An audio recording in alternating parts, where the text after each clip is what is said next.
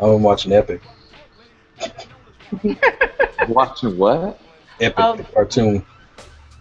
the Bills owners passed. Yeah. Yeah, Ralph. So Yeah. good old rest. Thoughts and prayers to Ralph and his family. For real this time, Sure. Prev? For real. Okay. I mean, what, 95 years old and He was kicking it. And still getting it done. still, yeah, still, still Well, doing what he getting it do. done is relative, but kicking it. He was holding on, man. He was holding on. He was holding on. Since we're in the thoughts and prayers department, for real, thoughts and prayers to Jim Kelly and his family battling cancer. Yeah, man, I saw that. It came back, right? I did see that. Was it like his throat cancer or something? Throat or jaw or something. It's pretty bad, but it's Yeah, I spreading. think it was jaw cancer. That is spreading, man. Yeah. One of the most underrated, to me, should Hall be. of Fame. I I think was trying to say should be in He's the in. discussion. I mean, I don't care how many Super Bowls he lost. Jim Kelly, He got into 4. He got into 4. Straight. But Wasn't now- it 4 in a row? 4 in a row.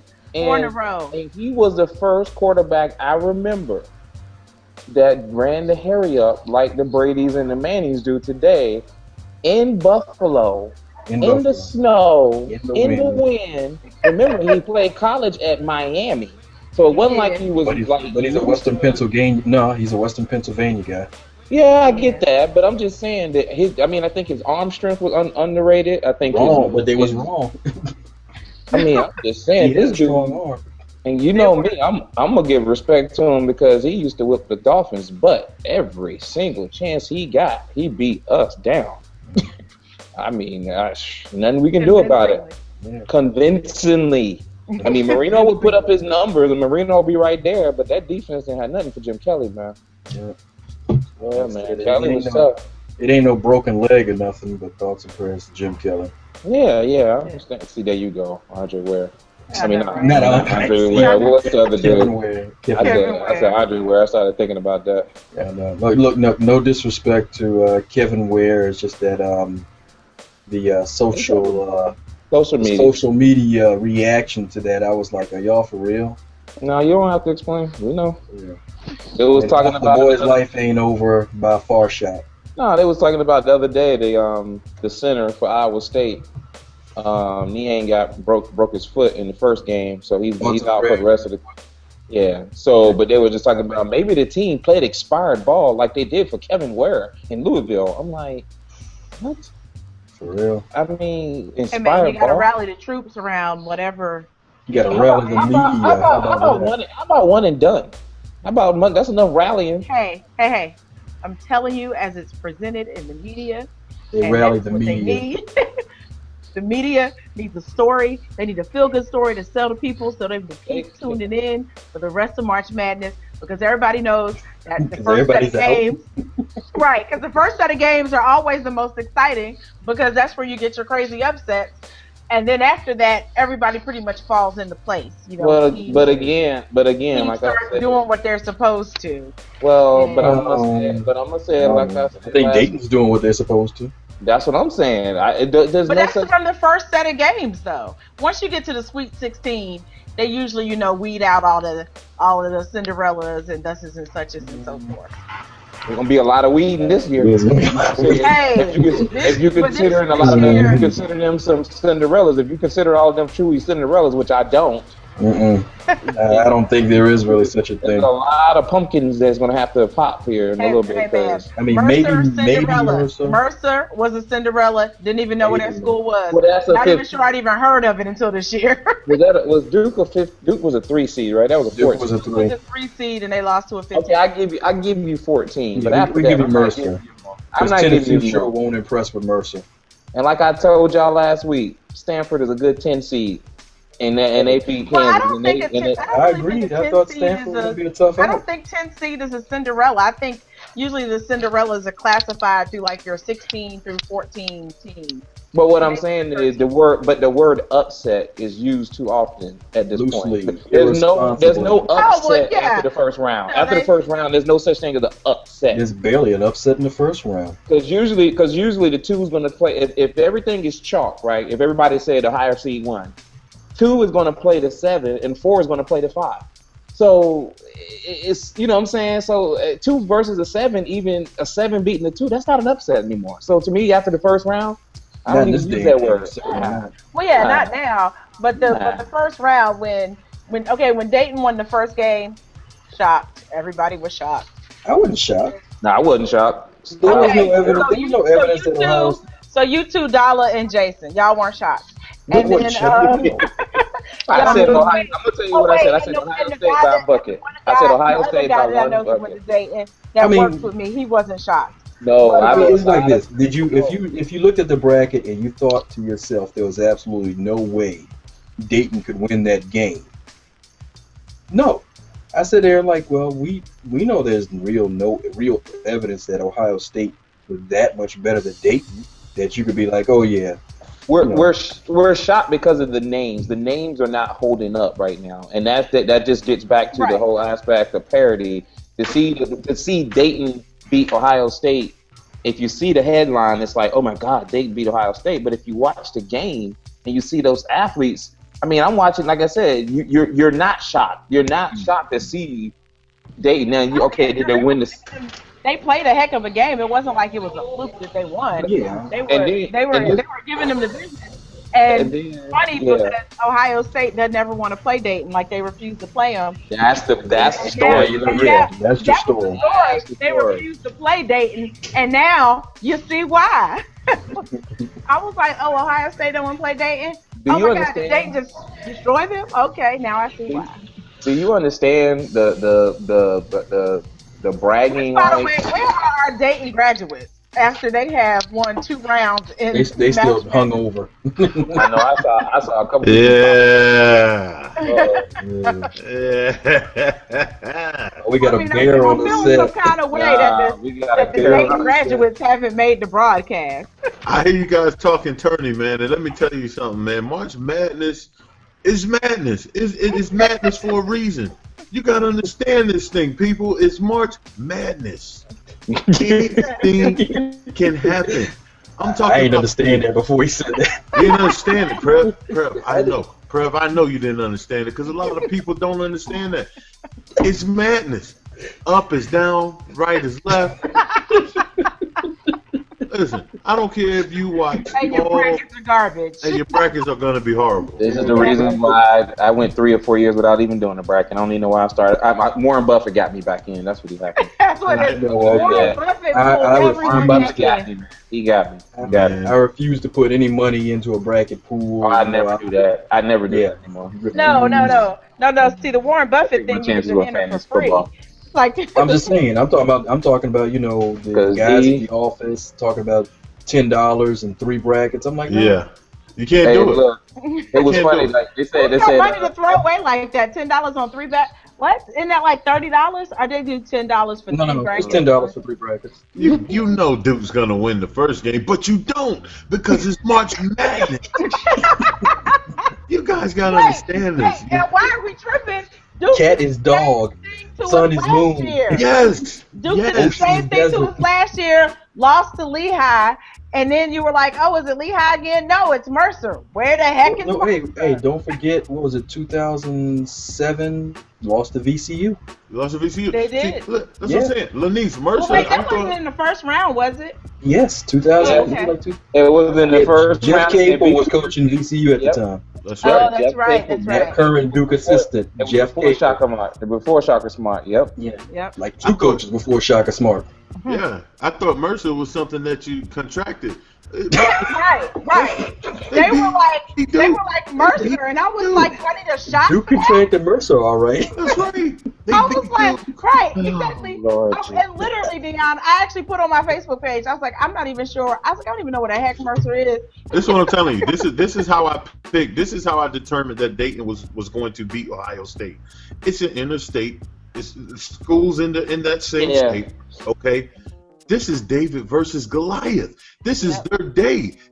You guys win one game. This is their bragging. This is their recruiting. This is their recruiting bragging. This is interstate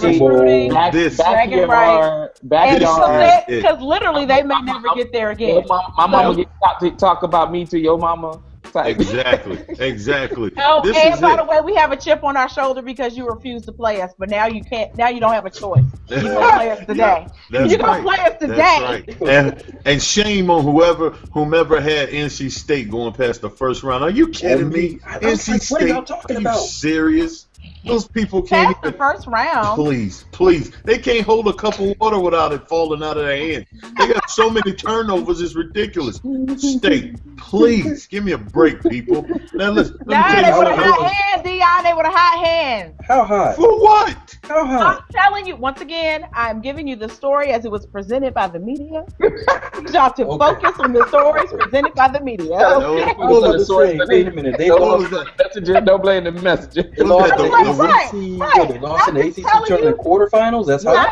I am telling you the story as it was presented by the Wolfpack Gazette. Like, what is that? You mean the Wolfpack Gazette? Look, the campus newspaper doesn't count. Sports Center. It was on Sports Center. Really? Man, all the people were like, you know who sold they're going to NC get State in. They're going to cause a surprise. They're going to rattle some people. You know who sold NC State the hardest? Coach K.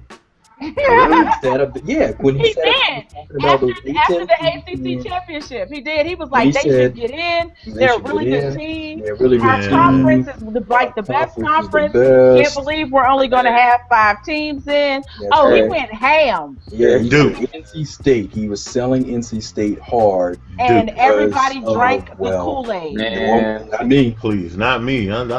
I didn't have UNC. With the exception of us 4 people right here, and maybe a few of our listeners, everybody on the they were drinking the Kool-Aid. And I tell you what, I didn't have UNC going far either. I didn't like the way we played all year. We might have hit a hot streak and won 12 games in a row, 13 in a row. But UNC did exactly what I thought they were going to do, which was great because that's how I picked it. Right, that's alma mater, but hey, you got to be real about it. You got to be accountable, okay? You got to be accountable. You got to be responsible. You got to get the truth, right? Yeah, spoon feed them if you ask them. Spoon feeding the truth. Now, I'm gonna tell you. What about the intravenous? Go ahead, D. One last thing. The thing that I have noticed about this year's tournament is one team. And I totally believe in this team that can win it all, and it's because their body of work and how they hit the court, and that's Florida. And Wichita State may have been the only one that with that intensity, the other team that I saw. But Florida, think about when Kentucky had with Brandon Knight when they hit the court, you had to keep up with them. They did not wait for you. They were running and they were gunning, and that is what Florida does, and I like it. And I think there's one team that's left that and it's the popular pick, but you can't go against the popular pick because if you look at their team stacked top to bottom, they got seniors, they got weapons, they got big guys, and they got the coach, and that's Michigan State. I mean, let's just call it what it is. That's true. They got a senior point guard, senior power forward, junior guard. They got 2 guys on the wing that just can shoot the lights out. They got another pro, and the 2 guard in Harris, and they got the coach. So if you told me in that regional final, I get, I get I think the Final Four, I get Florida and Michigan on that first game on the Final Four weekend. Oh yeah, I get my popcorn ready for that. I mean, Florida and Michigan State. Florida and Michigan State. Yeah. Michigan's still alive. Well, how? Barely. Winging a prayer, Prev. Winging a prayer. Like you said, though, it only matters who's in your bracket because they sure get left that mess. That's right, because Michigan. I had Duke going to the Elite 8 only by the beatability of the bracket. It wasn't like I really felt that strong about them. Right. I agree. That's right. I said beatability. Hey, dude. Yeah, you made that word up. Yeah, you did. I'm gonna keep going on that. I don't even want y'all to laugh at that.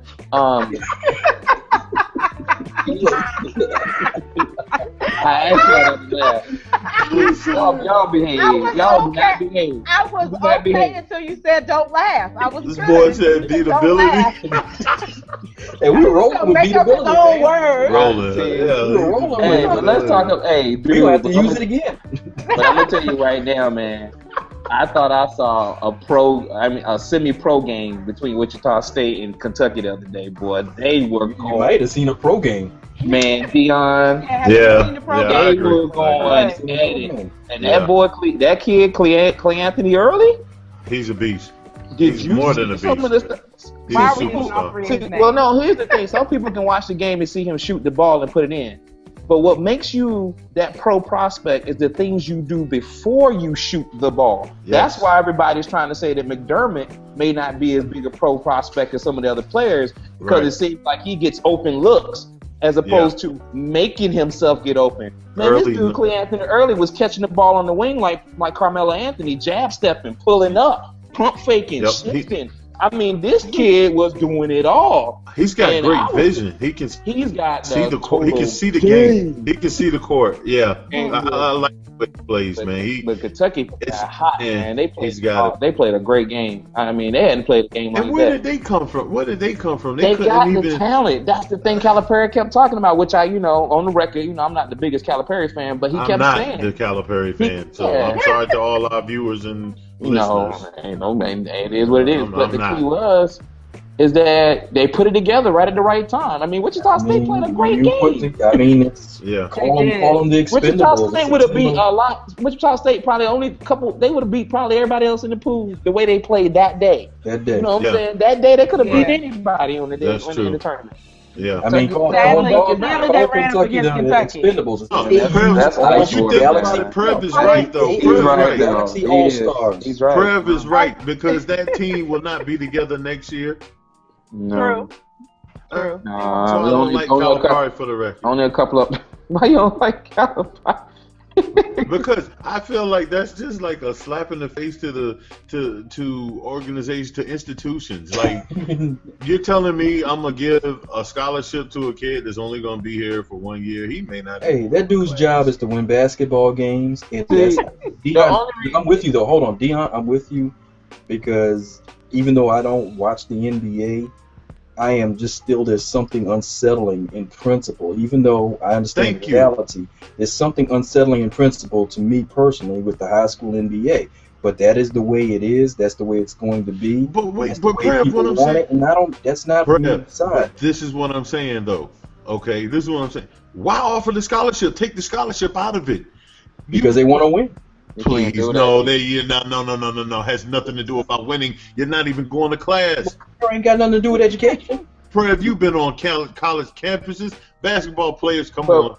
But the point. I was on a small school, so some of the dudes did graduate. But no, what I'm saying, they didn't have a choice. They graduated. They went to class. Yeah, they weren't going to the league. They weren't going pro, Deon. Everybody didn't go pro. But they're one and done. They're one and done. But here, not our guys. Not our guys. Our guys were in it for 4 years. Some of them 5. Okay. No. I run into them at homecoming. I know exactly who they are. We can sit back and reminisce about jokes passed in the calf. Okay. I'm telling you, we're in it for the long haul, man. But what I'm saying, I guess, to Dee's point though, you faced with a dilemma though, right? So I'm the coach. I'm the coach of a big name college. I mean, let's take Kansas for a second. I'm gonna go to Kansas because this will happen. Kansas last year had 4 seniors, and their 5th player was a redshirt freshman, Ben McLemore, who wound up leading the team in scoring.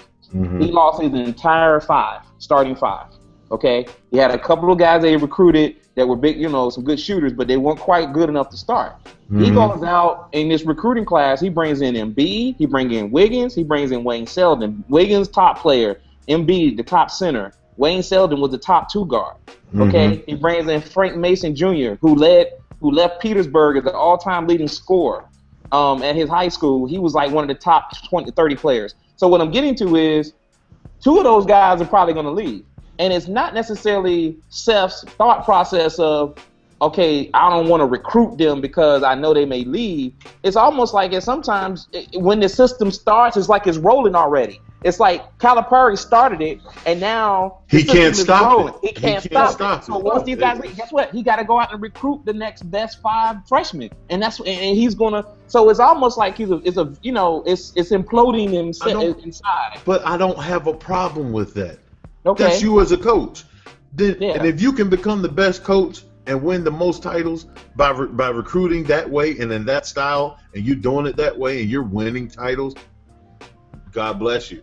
This is my problem. Don't offer or give them a scholarship to go there for 1 year. That is a slap in the face to any institution talking about how we graduate this and we education. We're going to promote education. You know how we love education. But how would they get colleges on the team, D? How would they get on the team? If they earn a basketball scholarship to play, I don't know. Maybe guys don't earn a football scholarship because they can spell their name. They earn a football scholarship because they can play football. I get that. I understand that. I understand it, but that's a different dynamic. Maybe you got to usher in a whole different what financial system or some type of addendum. I mean, to not have it associated with school, because what are you going to do in a year, Pete? 1 year, really? But I guess the point is that's the mechanism, though. It's the mechanism that they have. If it makes you feel any better, they're gonna start to have to do 2 years because the NBA is working on increasing the age to where basically you have to spend 2 years in college. But what I'm saying is, are they going to increase it and keep them from going straight from high school to college, or they're saying once you go to college you got to stay 2 years? They're saying once you go to college, you got to stay 2 years. They're saying you got to. But no, and they're saying they're not going to take you straight out of high school. I didn't know that. Okay, if they're it's in the works. I haven't heard that. They're discussing it. I'm not sure it's going to actually pass, but that's what they're talking about. But I was like, all that's going to do really is the ones that want to go straight out of high school and don't want to go to college, they're going to go overseas for a year. There you go. I'm just saying, okay. That's it. They're going to go overseas for a year. And that's fine. They focus on fundamentals. But that's better. But then that gets back to Dee's point of somewhat helping that system or fixing or putting some patches on that system. Because they don't give away that 1 year or 2 year scholarship. If I may, let me bring it a little bit closer to home for me, for everyone. When I was in high school, my parents couldn't afford to send me to college, and we all growing up knew how important college was. So I found football to be that. I love football all my life anyway, but found out that could pay my way to college, and then I can get a nice degree, and I can go to college for free. Man, that means something. That means a whole lot. D, I'm with you all the way, but here's the thing I always discuss in that. We're talking about apples to oranges, difference between NFL and NBA. No NFL team is sitting there saying, there's nobody appointing some high school kid, 17 years old, 15 years old, 165 pounds, and say, he's ready to go with the big boys right now. So that is just I know, Prev, but I'm taking that dynamic out. I'm talking in terms of how the institutions are being looked at with this whole thing. How do you value an education? Like because when I was growing up, there was a whole lot of value on it. Living viability determines your thought process.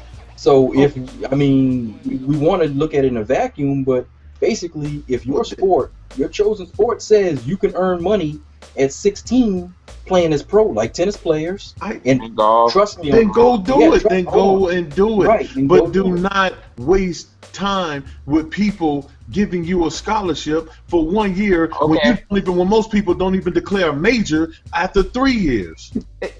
That's why I'm telling you that I understand what you're saying about the institutions and everything, and the NCAA has always been hypocritical in that perspective. In that perspective for basketball. Here's the thing I'm trying to perspective. Why does the NCAA? And we all love to blame the NCAA, but why does the NCAA get blamed for that?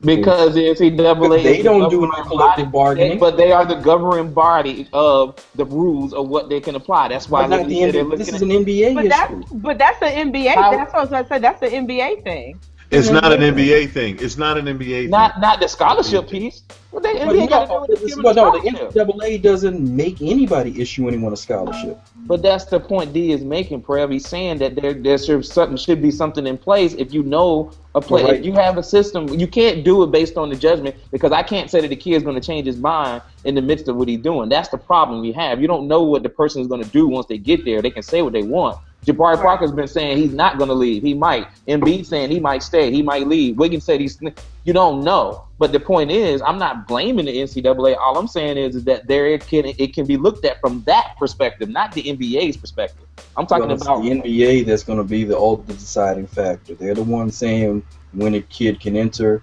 They're the ones saying, it's collectively bargained. I don't have a problem with the NBA regulating how they want to regulate their brand, their name, their company, their business.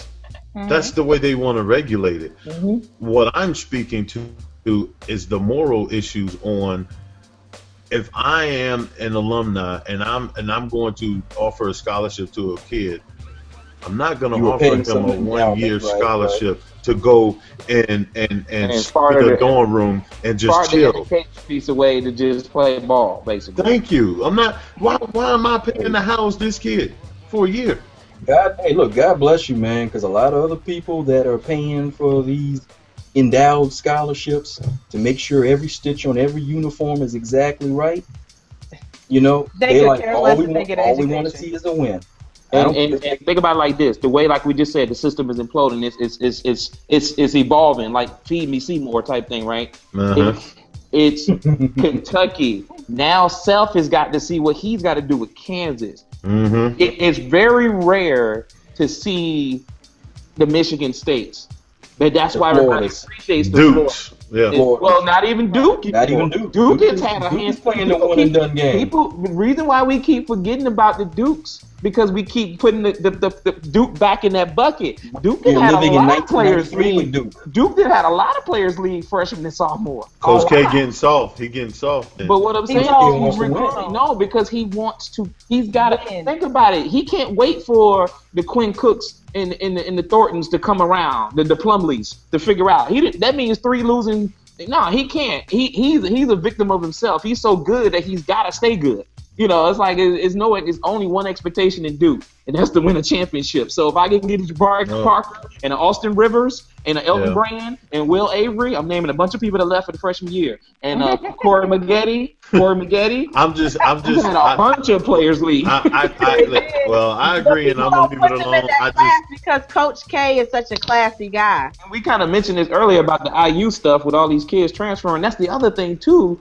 It seems to be a lot more of a softer rule in that transferring piece when it comes to basketball than football and things of that nature. They massage that rule. They massage basketball. You got kids just leaving. I mean, they get mad about something or I didn't play. I'm leaving Indiana to go to Michigan. I'm not good enough to get in the draft just yet. But even though instead of averaging 10, I want to average 20. So let me go over to this other school and come up with some type of dude. It's crazy. Basketball. We can blame the NCAA for that. Yeah. We can get on the NCAA for that all we want. I'm like, all these kids leaving IU, but kids, you see it all the time. People just transfer. You leave IU, you're supposed to come to A&T. You ain't supposed to be transferring up. Leave IU to go to Kansas. Leave IU to go to Florida. Leave IU to go to a better school. Right.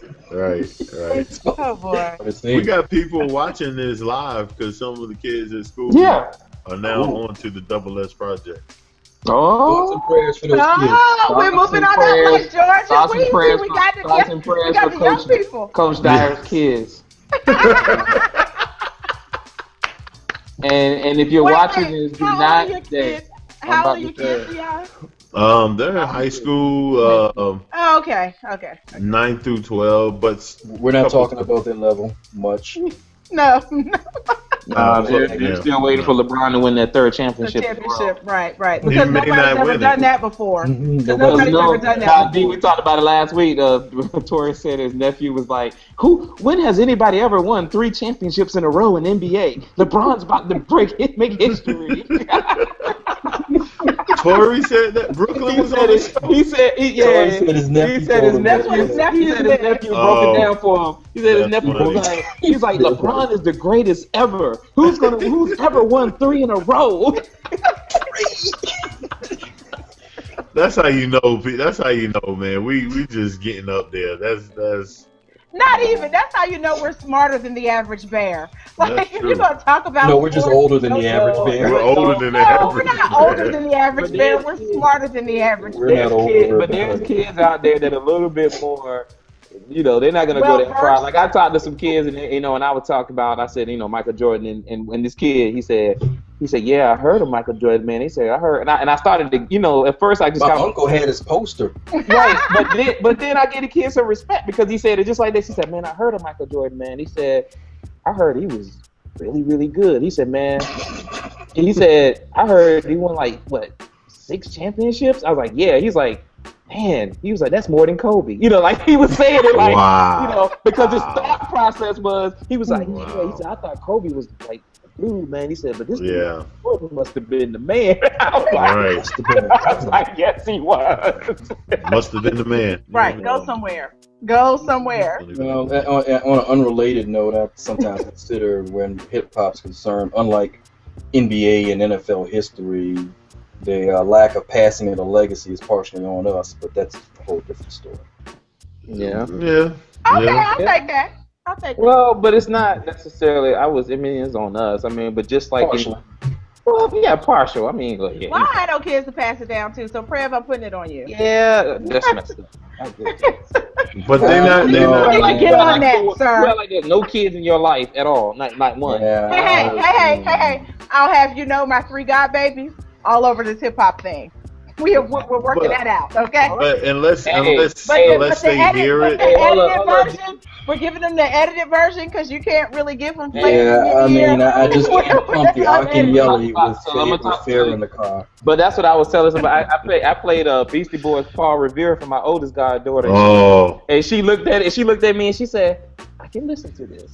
She was like, she started nodding her head like, this is okay. Right. This is okay. My goddaughter, she's all over there fighting for her right to party. I'm saying. And like I told you, that 80s hip hop, there wasn't a lot of cursing going on. Hey, look, I played a lot of the 80s stuff. I played 3 Feet High and Rising for the kids a couple weeks ago. They liked it.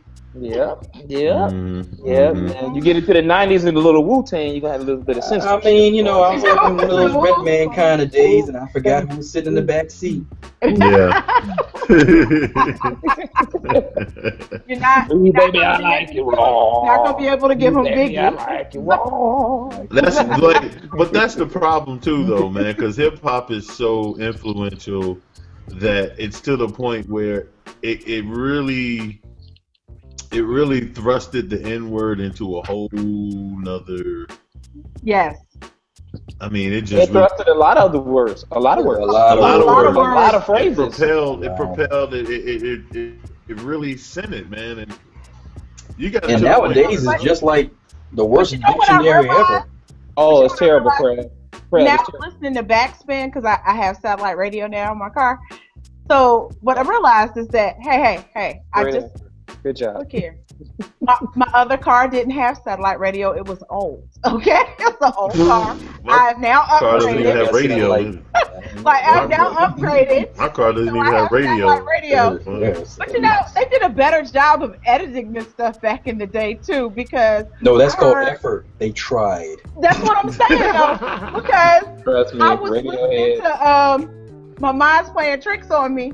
And all of a sudden, I was like, oh, they do all that cussing in this song. Because you heard the radio so many times. Oh, the first time I ever heard that I forgot how much Bad Boys album, it was certainly the unedited version. It was the extra cussing version in 1991. That's first because you hear so much on regular radio where it's censored, and I was like, oh, they did a completely different song for the radio. It's like completely different version. You're right. Working on radio, you get the version for radio. Working in radio, we used to get the promo copies, and then we would say, where's the real copy? Because the promo copy was always radio edit, the little white label. Or the white label on the CD, play it. It's like, all right, this is that, but it's like, no, now where's the album version? We want the real version. First time I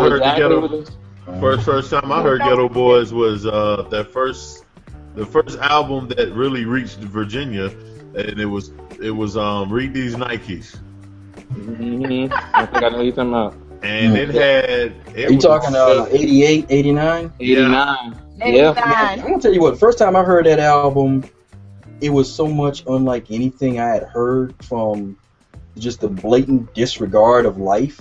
Yeah. At age 16, I was like, I was depressed after. Well, I mean, besides NWA, yeah. They were the only people cussing. I swear that first Ghetto Boys album was much worse than it. It was. It was. It was bad. I was like, how could you live like this? How could you listen like this? I mean, about the most depressing thing we had heard up to that point was Public Enemy when he was in the jail cell. I got a letter from the government. It was sucking. That's what we did. Then we was like, Go get him, Flame. Go get him, Chuck. Go get him, Flame. Get him out of Flame. Yeah, and then it was the S1Ws, and we were like, turn around and it was the S1Ws. S1Ws, brother. That's right. After that, we was like, oh, yeah, we hype, let's go. I just listening to the NWA. My man, Big George, he brought that first Ghetto Boys album through, and we listened to it in the car, and I was like, man, don't play this again. Yeah, it was like, man, it put you in an angry mood, man. Like, were you emotional, Prev? I was like, why are we on this earth? You had to balance it off with some Kid Play and some songs. I tell you what, that's right. That's funny because MC Hammer had me feeling like I didn't know if I wanted to be a gangster or a dancer. Do I want to be a backup dancer or a gangster? He had the Raiders hat with the parachute pants.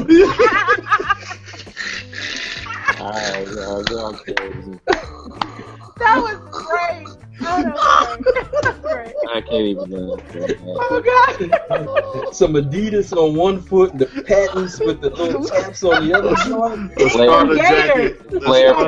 on the other foot. Gators on one foot. Cross-color jacket. His pants were facing forward, but his shirt was on backwards. He was so confused. He had a lot going on. Hey yo, I gotta get off here, yo. But I appreciate y'all calling in, man. We gotta call in more. We gotta do this more often. Shit. We might have to do an all music special. Oh, please, that would be good. Please, let's do it. Please. I like it. That would be good. We had to bring in a sitting audience for that one though. I'm gonna have to recruit a few folks to sit in on that one.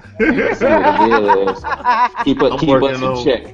I'm working on mine right now. My top 25 for each category. Okay. You know what? I can't even do that. It's got to be 25. It's got to be 25. Hey, Lonice, Pete, y'all know I got the book and I couldn't even do that one. Wow. Top 25. It's just too much. It's too much pressure. It is too much. It's too much. Too much pressure. I even started trying to do my top 20, 30 favorite house songs. I can't even do that. So what about Go-Go?